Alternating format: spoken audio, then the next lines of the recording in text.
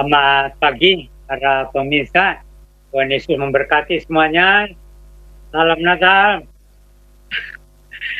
Ya, hari ini saya diberikan kesempatan untuk menyampaikan berita sukacita.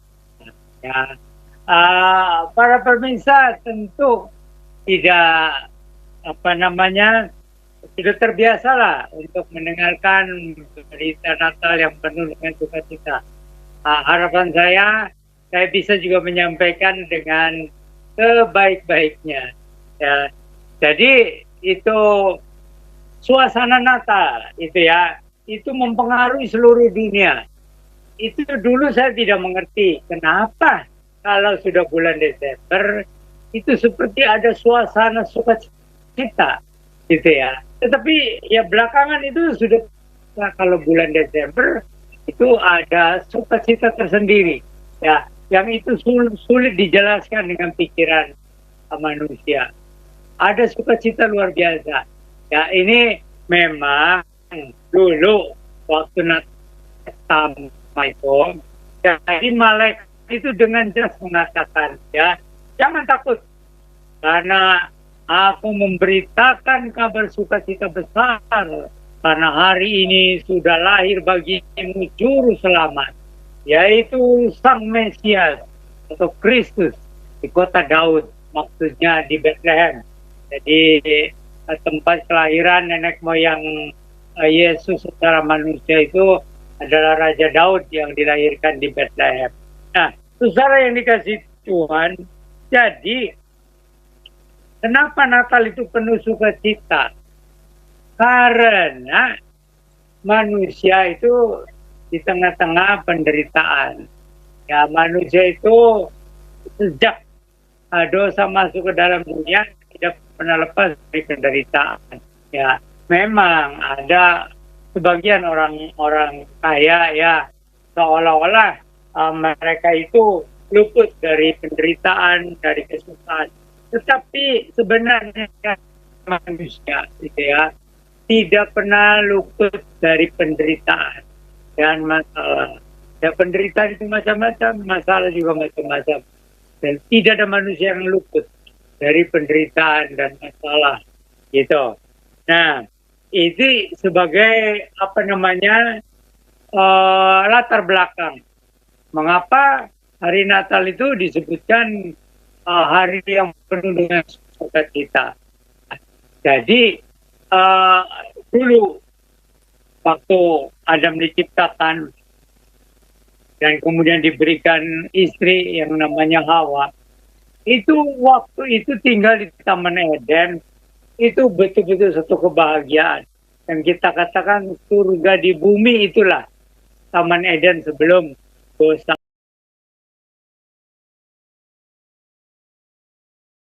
Mengapa Taman Eden itu seperti surga di dunia? Karena Tuhan Allah sendiri hadir. Tuhan Allah sendiri yang sering datang kepada manusia, kepada Adam dan Hawa. Dan di mana Tuhan Allah hadir, disitulah surga. Itulah ya. Jadi di mana Tuhan Allah hadir, disitulah sukacita. Jadi ini supaya kita juga mempunyai pemikiran yang jelas ya, punya pandangan yang jelas. Apa itu sebenarnya sukacita Natal? Sukacita Natal itu adalah sukacita karena Tuhan Allah hadir di dunia. Ya, tentu saja bagi orang yang beriman. Ya, kalau orang yang tidak beriman itu ya tidak ada sukacita lah. Yang ada adalah duka cita. Itu karena dosa yang menguasai hati pikiran manusia. Nah, itu sebagai latar belakangnya. Mengapa hari Natal itu disebut hari yang penuh dengan sukacita? Karena Tuhan Allah sendiri datang ke dalam dunia melalui penjelmaan firman Allah yang kekal, yang kemudian itu sudah disebutkan ya, Yesus. Dan nama Yesus itu sendiri pun itu artinya adalah juru selamat dari dosa. Ya, maksudnya juru selamat bagi manusia yang berdosa. Nah, itu poin yang pertama itu ya, supaya jelas. manusia tidak pernah lepas dari penderitaan karena manusia dikuasai oleh dosa. Ya. Dan dosa sudah menguasai dunia ini sedemikian rupa, sudah parah. Ya. Apalagi sekarang, ya, bertambah-tambahlah. Nah, itu poin yang pertama, bahwa manusia tidak bisa lepas dari penderitaan karena dosa. Dan bukan hanya dosanya sendiri, tapi ini dosa dari sejak zaman dulu, sejak Adam dan Hawa jatuh ke dalam dosa, ya, maka dunia ini pun sudah memberikan tanda-tanda. Tiba-tiba keluar itu onak duri, ya, tiba keluar itu, ya, apa dari dalam bumi itu, ya. Jadi dikatakan onak duri sudah mulai tumbuh di mana-mana, ya. Nah, kalau kita sekarang, ya, manusia modern, nggak jadi masalah ada anak duri, kita berantas, ya, kita bersihkanlah dengan apa alat-alat teknologi modern. Apa susahnya membersihkan anak duri, ya. Tetapi kan kita jangan lupa itu zaman dulu kita alat apa-apa, lalu di mana-mana tumbuh anak duri, ya. Itu satu masalah besar, ya. Nah, sekarang bagi manusia zaman sekarang tentu saja masalahnya bukan anak duri, ya. Itu karena secara teknologi juga kita bisa mengatasi lah. Kita bisa mengatasi masalah anak duri, ya. Tetapi penyebab dari anak duri yang muncul di dalam dunia ini karena adanya dosa, ya. Nah, itu ini yang harus kita jelas, ya. Jadi Natal, bahwa firman Allah menjelma menjadi manusia Yesus, itu mau mengatasi masalah dosa. Karena dosa lah yang menimbulkan penderitaan bagi manusia di dalam dunia ini. Nah, jadi harap para pemirsa sudah mulai jelas, ya, bahwa penderitaan dalam dunia ini disebabkan oleh dosa sudah masuk ke dalam dunia sejak Adam dan manusia jatuh dalam dosa. Sejak manusia jatuh dalam dosa, penderitaan masuk. Dan bukan hanya penderitaan, tetapi juga kematian itu sudah membayang-bayangi manusia. Dan benar saja, kemudian Adam dan Hawa yang tadinya diciptakan untuk hidup kekal bersama-sama dengan Tuhan Allah, harus mengalami kematian. Sejak Adam dan Hawa jatuh dalam dosa, maka ada perubahan secara fisik, secara rohani, secara mental, ada kemerosotan. Ada kemerosotan Adam dan Hawa, ya. Dan ternyata alam semesta pun mengalami kemerosotan. Nah, ini yang tidak disadari oleh kebanyakan manusia. Kenapa? Sepertinya alam semesta ini, ya, tapi ilmu pengetahuan sudah menjawab itu, bahwa memang terjadi kemerosotan alam semesta, ya. Nah, ini, ya. Jadi alam semesta menuju kehancuran, ya. Ya, kemudian secara ilmiah dijelaskan macam-macam lah, ya. Ada yang dikatakan nanti apa namanya, sistem matahari kita ini akan bertabrakan, ya, satu sama lain. Ada lagi yang berpikiran lebih luas lagi, malah alam semesta akan bertabrakan. Oh, itu mengerikan, luar biasa mengerikan, ya. Bagi manusia biasa atau manusia kebanyakan, kita ini seperti apa itu? Pendeta itu dongeng kali. Itu bagaimana alam semesta ini alami kehancuran. Tetapi bagi para ilmuwan, mereka sudah mulai menyuarakan bahwa alam semesta mengalami kemerosotan, dan kemerosotan itu suatu hal yang sangat serius karena kita semua menuju kehancuran alam semesta, ya. Nah, ini bagi sebagian orang memang seperti itu tidak mungkin lah, tidak mungkin, karena ada yang percaya bahwa alam semesta itu abadi. Ini, ya, banyak orang yakin bahwa alam semesta itu abadi. Padahal banyak yang ilmuwan sudah menyadari ada kerusakan pada alam semesta yang menuju kehancuran total. Nah ini ya, jadi memang ada sebagian ya ilmuwan atau filsuf atau orang-orang yang tercerahkan ya melihat kemerosotan alam semesta bersamaan dengan juga kemerosotan manusia ya di dalam hal ya dosa makin merajalela, lalu juga ada kemerosotan di dalam apa namanya kemanusiaan itu sendiri ya.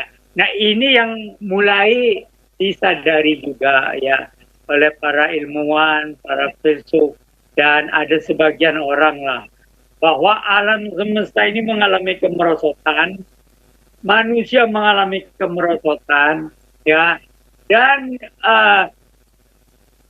seluruh bagian dunia ini, apakah itu flora, ya, dunia tumbuh-tumbuhan, apakah itu fauna, dunia binatang, dan juga manusia mengalami kemerosotan. Lalu ada yang melihat lebih jauh lagi, alam semesta mengalami kemerosotan. Ya, meskipun sebagai manusia bilang aneh-aneh ini alam semesta mengalami kemerosotan apa, ya. Tetapi ini bagi orang yang ya, bahwa memang alam semesta mengalami kemerosotan, ya. Dan manusia mengalami kemerosotan itu, ya, makin lama makin jelas ya, meskipun secara medis, secara ilmu kesehatan ya kita mengalami banyak kemajuan ya. Ada yang berhasil memperpanjang usia manusia ya. Ya memang zaman dulu-dulu itu kan usia manusia bisa mencapai 100 tahun lebih gitu ya. Meskipun pada zaman Raja Daud itu kebanyakan manusia usia hanya sampai 70 atau 80 tahun ya. Meskipun sebagian ada yang mencapai umur 90 tahun, ada sebagian yang mencapai 100 tahun, itu tidak banyak ya. Nah kalau zaman sekarang ini juga kalau dipukul rata memang usia manusia itu ya banyak yang usia 30 tahun udah mati, meninggal gitu ya. 40 tahun, 50 tahun, 60 tahun. Lalu ada yang mengatakan kalau sudah 70 tahun, ya siap-siap lah. Ya. Jadi kita manusia dikasih hikmat oleh Tuhan, itu umur 70, apalagi umur 80, harus bersiap-siap meninggalkan dunia yang fana. Ya. Tetapi manusia itu sengaja melupakan, ya, melupakan bahwa kita sewaktu-waktu harus meninggalkan dunia yang fana ini. Tapi sebagian orang bijak sudah tahu. Maka mereka menyediakan bekal, ya, bekal untuk menghadapi kekekalan, ya. Nah caranya itu macam-macam, ya. Ada yang tentu saja dengan ilmu kesehatan yang terus diperbaiki. Ada dengan ilmu filsafat, ya. Bagaimana manusia supaya bisa lebih tenang, lebih berpikir positif, ya. Ada juga yang secara keagamaan itu ya, yang berpuasa minta petunjuk, ya. Ya meskipun kalau berpuasa itu kan secara jasmani kita mengalami kelemahan ya, tetapi itu akan dikembalikan nantinya katanya melalui puasa-puasa itu. Nanti kita bisa dapat umur panjang, kita bisa dapat apa. Tetapi pada umumnya manusia berusaha lah untuk panjang umur ya. Pertama dari segi medis, tapi ada juga dari segi tadi ya filosofis. Ada juga yang dari segi bagaimana memperbaiki lingkungan hidup. Ya, apakah bumi bagaimana supaya bisa bertahan untuk kediaman umat manusia. Cuman ya susah juga karena apa? Hutan-hutan di mana-mana ditebangi, bagaimana bisa manusia bertahan kalau terus-terusan hutan ditebang? Ya, ditambah lagi penyakit menular ya, penyakit yang aneh-aneh bermunculan. Nah ini secara medis sulit untuk dijelaskan. Ya, meskipun mereka mendapat jawaban bahwa ya itu karena penyakit menular katanya. Ada banyak penyakit menular yang baru diidentifikasi. Ya, itu aneh-aneh juga ya. Padahal ini ilmu medis yang makin maju, ya kan, ilmu kedokteran makin maju. Tetapi mengapa penyakit yang aneh-aneh itu makin bertambah-tambah, ya? Nah, lalu belum lagi dari segi alam lingkungan kita, ya. Jadi para ilmuwan sudah menyadari sudah terjadi kemerosotan. Bukan saja bumi mengalami kemerosotan, tapi alam semesta mengalami kemerosotan. Ya, nah, meskipun sebagai manusia geleng-geleng kepala, mana alam semesta mengalami kemerosotan. Alam semesta abadi, kita yang manusia yang mati katanya, ya enggak. Dan ilmu kedokteran ya medis juga berusaha untuk memperpanjang usia manusia. Ya, kalau dulu dikatakan ya usia 70 udah panjang lah, apalagi kalau sudah bisa 80 tahun ya. Ada sebagian orang mencapai usia 90 atau lebih ya. Tapi kebanyakan manusia sekarang itu makin lama makin pendek umurnya ya. Itu macam-macam penyebabnya ya. Ada yang dikarenakan penyakit yang aneh-aneh ya, yang bermunculan. Ada juga dari masalah-masalah kehidupan ya, yang merongrong kejiwaan psikologis manusia ya. Pikiran manusia jadi tidak tenang, ada yang perasaan manusia jadi tambah kacau, ada yang juga dari soal keputusasaan yang makin mudah melanda manusia, ada juga hati nurani yang sekali goncang ya. Goncang. Kenapa hati nurani goncang? Ya karena kita sedikit-sedikit jatuh dalam dosa. Ya enggak? Hati nurani jadi tidak terima. Kita sudah berusaha untuk menjadi orang yang baik. Jadi manusia yang lebih baik. Ya. Tapi ternyata baru saja kita berniat ya. Bersungguh-sungguh. Berusaha menjadi manusia yang terbaik. Ya. Ya menurut pemikiran kita masing-masing. Tapi sudah timbul tuh kesombongan lah, sudah timbul kemunafikan lah, sudah timbul lah hawa nafsu yang tidak sepantasnya lah, sudah timbul lah kita ini seperti mencari berhala-berhala baru untuk memperpanjang usia kita. Kalau secara medis itu oke lah, kita berusaha ya untuk memperbaiki kesehatan kita. Itu kita mengapresiasi ya, itu usaha-usaha bidang medis, baik itu bidang kedokteran, bidang pengobatan, bidang apalagi ya. Kita juga mengapresiasi usaha-usaha secara psikologis ya, kejiwaan, supaya manusia bisa bertambah tenang.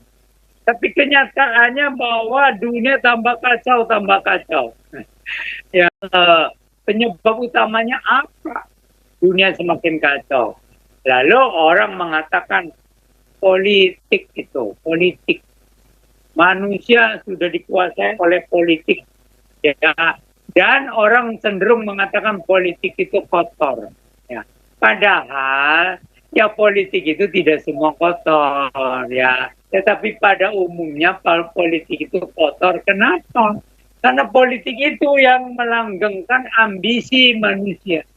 Politik itu merupakan ajang perebutan kekuasaan. Ya, ada lagi juga orang saya tidak mau ikut-ikutan rebutan kekuasaan. Ya, tetapi ada yang mencoba dari bidang yang lain. Ya, misalnya para ilmuwan mencoba ya menciptakan apa itu obat-obatan yang bisa memperpanjang usia ya, atau secara psikologis juga ya, bagaimana supaya manusia bisa lebih tenang ya, atau secara filosofis juga ada mencoba bagaimana menjawab masalah-masalah kehidupan ya secara filosofis gitu ya. saya mengapresiasi usaha-usaha sesama manusia kita ya. Bagus ya, nggak apa-apa. Tetapi jangan di luar Tuhan. Ini, jangan di luar Tuhan, gitu ya. Atau orang bilang ya jangan di luar agama. Jangan salah, ada agama-agama yang tidak berpusat kepada Tuhan. Ya, ada sekarang ya. Itu ya disebutnya agama kemanusiaan. Agama kemanusiaan itu jadi mempertuhankan manusia itu sendiri. Ya, apakah itu dengan filsafatnya yang makin rumit ya? Apakah itu dengan penemuan-penemuan psikologis gitu ya? Bagaimana cara manusia bisa lebih tenang? Bagaimana manusia supaya bisa lebih mengendalikan pikiran, mengendalikan kemauan, mengendalikan hati nurani. Itulah serba mengendalikan ya. Lalu larinya kepada ilmu kebatinan. Nah itu, jadi akhirnya jadi ke sana juga ya. Dari ilmu kebatinan akhirnya ya ada yang kepada agama, ada yang kepada roh-roh. Nah ini yang bahaya. Memang ya, kalau orang berhubungan dengan dunia roh ya melalui cara-cara kebatinan, itu biasanya itu menemukan yang baik-baik dulu, gitu. Jadi itu ya biasalah itu ya, roh-roh jahat itu menyamar menjadi roh-roh kebaikan, gitu.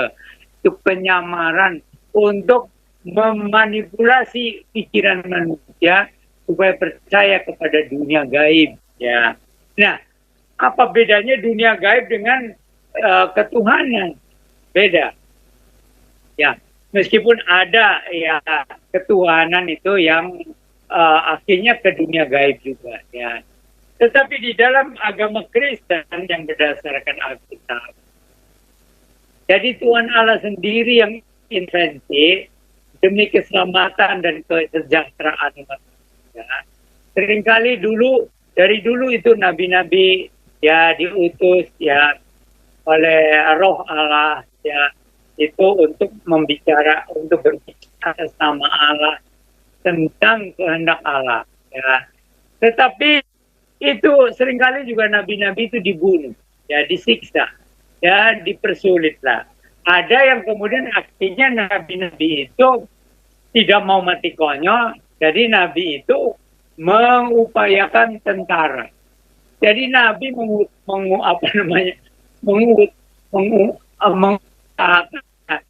kekuatan secara itu tadi senjata. Kalau melihat dari segi praktisnya ya habis mau cara bagaimana? Manusia kalau diperlakukan secara halus nggak bisa, ya diperlakukan secara baik-baik nggak bisa. Ya sudah, kita perlakukannya dengan dua cara, dengan senjata tapi dengan kebaikan, gitu. Kalau kamu tidak mau kebaikan, aku bunuh. Gitu. Nah ini kan jadi aneh juga. Masa sih kebaikan dipaksa? Tapi kalau nggak dipaksa bagaimana? Nah, contohnya anak-anak. Ya, apakah pernah ada orang tua yang tidak pernah pukul anaknya? Gitu kan? Ada yang mengatakan kalau anak katanya tidak pernah dipukul, nggak pernah belajar disiplin. Gitu. Jadi artinya disiplin itu artinya juga dengan ya sedikit kekerasan lah. Jangan sampai melukai saja katanya. Melukai sedikit nggak apa-apa katanya. Tetapi jadi begitulah. Ya, manusia itu dari kecil sudah dibiasakan menghadapi kekerasan. Ada kekerasan terselubung, itu kata ya maksudnya mendidik tapi menyakiti, gitu ya. Meskipun ya secara ilmu pendidikan dan psikologi ya berusahalah supaya bagaimana kita lebih beradab mendidik anak-anak kita ya. Tapi kenyataan yang kita lihat ya, ternyata anak-anak itu tidak mempan kalau dengan kata-kata saja. Jadi harus ada disiplin, harus ada juga semacam untuk membuat jerah. Ya kadang-kadang dengan ancaman, tapi hanya yang halus gitu ya. Tetapi itu kenyataannya ya. Jadi meskipun ya secara psikologis, secara filsafat, katanya sebenarnya manusia itu bisa bertambah baik. Manusia akan bertambah bermuda gitu ya. Ya itu usaha, itu kita apresiasi ya. Jadi apakah secara psikologis supaya kita mendidik anak kita itu lebih sesuai lah dengan ilmu yang kita pelajari. Ada yang secara filosofis juga mencoba, tapi banyak orang tua tidak tahan untuk mendidik ilmu pendidikan tanpa disiplin itu yang ya. Atau secara filsafat itu kita seperti sudah mulai menguliai ya, kita memberi kuliah kepada anak-anak kita. Tetapi dengan kata-kata yang sederhana, tapi susah juga ya. Karena dosa itu sudah berurat akar di dalam hati manusia ya. Ya lalu dimetaforakan ya. Lihat katanya tuh, setiap bayi lahir nangis katanya. Ya iyalah, kalau nggak nangis nanti paru-parunya bagaimana? Tetapi ada orang yang mengambil simbol. Jadi kenapa kalau seorang bayi dilahirkan itu menangis? Itu bukan sekedar supaya paru-parunya berjalan normal, ya. Tetapi itu satu pertanda bahwa dia sudah memasuki dunia yang penuh dengan air mata. Ya. Dan kemudian di dalam filsafat itu lalu dijelaskan macam-macam ya. Ditambah dengan juga agama-agama yang menjelaskan tentang realita yang jahat di dalam dunia. Okay, ya. Tapi bersyukur kepada Tuhan Allah yang sejati ya. Tuhan Allah yang hidup, yang menyatakan diri dulu melalui nabi-nabi Israel ya, yang kemudian disempurnakan dengan penjelmaan firman Allah ya, penjelmaan sabda Allah ya, penjelmaan kalam Allah menjadi manusia Yesus ya.